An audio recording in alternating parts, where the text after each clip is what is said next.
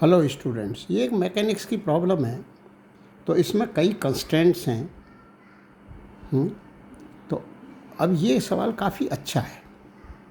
Actual में ये problem क्या है, ये इसमें न्यूटन्स लॉज भी लग रहे हैं, W बराबर डेल्टा के भी लग रहा है और कंस्ट्रेंट्स भी लग रहा है कि इसका V1 यूँ हो और इसका V1 इधर हो और इसका V2 इधर हो और एंगल थीटा हो, तो उनमें क्या रिलेशन होगा। तो ये सवाल क्या है कि two identical sleeves A and B हैं, जो कि इस पर दोनों के मास m हैं और जो इस रॉड पर स्लाइड कर रही हैं। अब इनको जो है ये मास यहाँ पर होता है, इस पूरे ये मिडिल में है, मिडिल में बंधा हुआ है। इस पूरे स्ट्रिंग की लंबाई 3√3 मीटर है और इन दोनों के बीच की भी का जो डिस्टेंस है 3√3 है। कहने का मतलब है ये मास ठीक यहाँ मिडिल में है और ये मोशनलेस है। Initially the sleeves are at a separation L and load is held motionless. What can you conclude for subsequent motion after the load is released? Value of G is 10 metre पर second square. इन दोनों के मास m है, इसका मास 2m है। ये middle point पे बंधा हुआ है। तो ये जो है यहाँ से स्टार्ट होगा और ये इधर जाएगा नीचे की तरफ। तो अब इसमें ये कहा गया है कि मैक्सिमम स्पीड ऑफ स्लीव क्या होगी। तो जो इन स्लीव जो ये है रॉड, इस पर मतलब फ्रिक्शन नहीं है, कहीं पर भी फ्रिक्शन नहीं। तो इसको जो मूव करेगा B को, T का कंपोनेंट मूव करेगा। माना कि ये एंगल थीटा है तो T का साइन थीटा इसको ये मूव करेगा। तो इसकी वेलोसिटी हमेशा बढ़ती जाएगी जब तक कि ये दोनों कोलाइड नहीं कर जाए। और इसकी वेलोसिटी के साथ क्या होगा, यही अपने को सोचना है, क्योंकि हमेशा इसकी बढ़ेगी क्या, या फिर बढ़ते बढ़ते कम होना चालू हो जाएगी एक्सेलरेट होते। तो इसमें ये 4 ऑप्शन दे रखे हैं। तो इसमें ये मल्टीपल चॉइस का है। इसमें एक या एक से ज़्यादा सही हो सकते हैं, चारों भी सही हो सकते हैं, 3, 2, 1 कुछ भी हो सकता है। तो पहला ऑप्शन है maximum speed of sleeve is √10 metre per second. ये अब इस सवाल के बारे में जो भी कोई स्टूडेंट इसको देखेगा, तो मैं ये बता रहा हूँ, अगर किसी के समझ में नहीं आवे तो मैं अपना नंबर भी यहाँ बता देता हूँ कि मेरा नंबर क्या है। तो इस नंबर पर मुझे रात को 9 से 10 के बीच में आज या कल फ़ोन कर सकता है। तो फ़ोन नंबर है मेरा ये 9530375615। मुझसे पूछ सकता है 9 से 10 के बीच में कल। कल मीन्स 16 सितंबर। तो इससे काफ़ी कंसेप्ट बनेंगे, कंस्ट्रेंट के भी कंसेप्ट बनेंगे। W बराबर डेल्टा कैसे लगाते हैं। तो पहला ऑप्शन है maximum speed of the sleeve. तो मैंने बताई maximum speed of the sleeve ही होगी जब ये मतलब बिल्कुल नीचे आ जाएगा। मतलब ये जो है 3√3/2 चलेंगे मीटर। तो जब ये इस पोजीशन पे होगी उस समय इसकी स्पीड 0 होगी। क्यों होगी, अब आप ये पूछ सकते हो। क्योंकि एक्चुअल में मान लिया जाए इसकी स्पीड V2 है और इसकी V1 है। तो V1 का जो कॉस थीटा है, क्योंकि स्ट्रिंग तो टाइट रहेगी हमेशा, तो इसकी लंबाई में तो कोई चेंज आएगा नहीं। तो V1 साइन थीटा, ये थीटा है तो V1, तो इसका इस V1 का इधर कंपोनेंट वही होगा जो V2 का इधर है along द स्ट्रिंग। तो V2 cos थीटा। तो जो है अब ये V है, जब ये जस्ट कोलाइड होने को है तो V है। तो V का इधर जो कंपोनेंट आएगा 0 आएगा, V cos 90। और ये उस समय जस्ट टकराने पर ये इधर की तरफ ही चल रही होगी, जो कि कंपोनेंट इसका 0 आ रहा है। तो मतलब इसकी वेलोसिटी को V2 मान लें तो V2 cos 0 बराबर V1 cos 90। तो ये तो केवल इन दोनों में स्पीड होगी और इन दोनों में स्पीड किसकी कॉस्ट पे आई होगी, ग्रेविटी के वर्क डन। लेकिन इन पे जो वर्क कर रहा है, इन दो मासेज पे, इन दो स्लीव्स पे जो वर्क कर रहा है वो T का कंपोनेंट कर रहा है। फिर भी हम T के वर्क डन को 0 क्यों लेंगे ओवरऑल। T जो है वर्क करेगा इन दोनों स्लीव्स पर, वो 2T cos theta, 2T cos theta जो ऊपर की तरफ होगा, जो कि इसके मोशन का अपोज करेगा, वो हमेशा नेगेटिव वर्क करेगा। और ये जो T साइन थीटा है इनकी, वो पॉजिटिव वर्क करेंगे। तो overall work done by the tension 0 होगा। अच्छा, इन दोनों की स्पीड ये जो है, क्योंकि टी साइन थीटा और टी साइन थीटा और दोनों के मास बराबर हैं तो दोनों की स्पीड इक्वल होगी, क्योंकि एक्सेलरेशन इक्वल है, अपोजिट डायरेक्शन में चल रहे होंगे। तो मान लिया जाए कि जस्ट जब ये कोलाइड होने को है तब दोनों की स्पीड v है, तो half M B square plus half M B square plus half into 2m into 0 square 2m into GL/2। तो L जो है 3√3 है, तो ये हो गया एम बी स्क्वायर बराबर mgl, m कट गया, v स्क्वायर बराबर gl, तो v बराबर √gl, तो g 10 है और L 3√3 है भाई। L तो 3√3 है। ये स्पीड आ गई जो कि √10 मीटर पर सेकंड नहीं आ रही, इसलिए ऑप्शन ए इज़ इनकरेक्ट। तो मैंने यहाँ लिख दिया ऑप्शन ए इज़ इनकरेक्ट।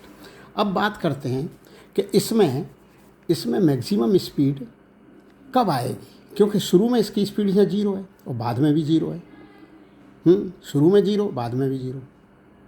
तो ये एक्चुअल में जीवन की तरह ही है कि जब कोई इस पृथ्वी पे आते हैं तब भी हमें कुछ नहीं आता और जब जा रहे होते हैं तब भी कुछ नहीं आता, तो बीच में कहीं मैक्सिमम आ जाता है। तो वही केस है इस लोड सी का। तो यहाँ स्पीड 0 और लास्ट में भी 0, तो कहीं ना कहीं मैक्सिमम हुई होगी। तो मैक्सिमम कहाँ हुई होगी, वही है असली क्वेश्चन। बोला वो कैसे क्वेश्चन है? मैक्सिमम वहाँ हुई होगी जैसे कार को आपने एक्सेलरेट करा तो तब तक उसकी स्पीड बढ़ती चली जाएगी, फिर आपने ब्रेक लगा दिए तो फिर घटती चली जाएगी। तो मैक्सिमम स्पीड कहाँ थी? जब आपने ब्रेक लगाई थी। तो उस समय एक्सेलरेशन से डी एक्सेलरेशन जब स्टार्ट हुआ था तो मतलब एक्सेलरेशन 0 था उससे पहले जस्ट। तो पहले बीच में एक बार एक्सेलरेशन 0 हो फॉर इंस्टेंट, तो जब एक्सेलरेशन डी एक्सेलरेशन में कन्वर्ट हुआ है तभी स्पीड मैक्सिमम है।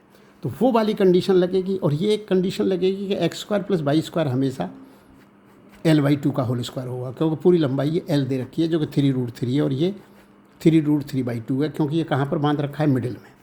तो ये कंडीशन हमेशा लगेगी। अब इसको डिफ्रेंशिएट कर दो तो आप कहोगे क्यों करें डिफ्रेंशिएट? क्योंकि हमें इस बाई का डबल डिफरेंशियल 0 लिखना है, क्योंकि जब इसका एक्सेलरेशन 0 हो जाएगा तभी इसकी स्पीड मैक्सिमम होगी। ये मैंने लिखा भी है।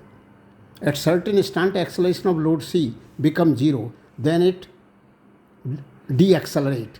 Eight this instant speed of the load is maximum. तो मैंने इसको डिफरेंशिएट कर दिया 2x dx/dt प्लस 2y/dy/dt और कांस्टेंट का डिफरेंशियल 0 लिख दिया। तो x dx/dt/dy/dt अगेन डिफरेंशिएट कर दिया। अगेन डिफरेंशिएट करने पर इसका प्रोडक्ट रूल से होगा, ये गुणा इसका डिफरेंशियल प्लस ये गुणा इसका डिफरेंशियल। तो इतना तो जो IIT JEE दे रहा है वो जानता ही होगा। लेकिन इसका डबल डिफरेंशियल 0 होगा, क्योंकि वो मैक्सिमम स्पीड तब होगी जब इसका एक्सेलरेशन 0 होगा। तो d2/dt² की जगह मैंने 0 लिख दिया। तो speed of load is maximum में d2/dt² इज इक्वल टू 0। अब ये जो है 2 बार डिफरेंशिएट करके ये आ गया और d2/dt, तो ये पार्ट 0 हो गया। तो ये और ये। अब ये dx/dt वो इसकी स्पीड है और dy/dt जो इसकी स्पीड है नीचे जाने की। अब अपन क्या करेंगे कि x d2x/dt² plus b1² plus b2² हो गया। dx/dt का होल स्क्वायर dy, इसकी मान ली मैंने v1 और इसके नीचे जाने की मान ली v2। तो v1² प्लस v2²। अब अपने पास जब इसका एक्सेलरेशन 0 होगा तो तब यही तो बात होगी कि 2t cos थीटा बराबर 2mg, क्योंकि t इधर 2t cos थीटा बराबर 2mg। उधर जो है उधर t sin थीटा बराबर -m d2x/dt²। तो t sin थीटा इसको एक्सेलरेट कर रहा है, तो इसका एक्सेलरेशन d2x/dt² है। लेकिन ये इस पास की तरफ आ रहा है तो नेगेटिव है मैग्नीट्यूड में, तो ये हो गया t sin theta equal to ये। अब इनको डिवाइड कर दिया गया तो tan थीटा इतना आ गया। अब tan थीटा इतना आ गया तो d2x/dt² की जगह -g tan थीटा वहाँ पुट कर दिया। तो ये जो है इस तरह से अपन पुट करते चले गए। फिर अपन ने लगा दिया कि ये कंडीशन आ गई, ये कंडीशन आ गई। फिर अपन क्या करें, half M b1² plus half M b1² plus half 2m b2² बराबर 2mg/।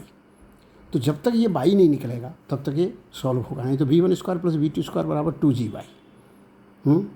तो v2 अपने को मैक्सिमम चाहिए, तो वो कब होगा? पहले बाई निकालना पड़ेगा। फिर v1 और v2 में एक रिलेशन होगा। तो बोला वो क्या रिलेशन होगा? वो रिलेशन भी बड़ा सिंपल है कि ये जो v1 है ये v1 है और ये v2 है।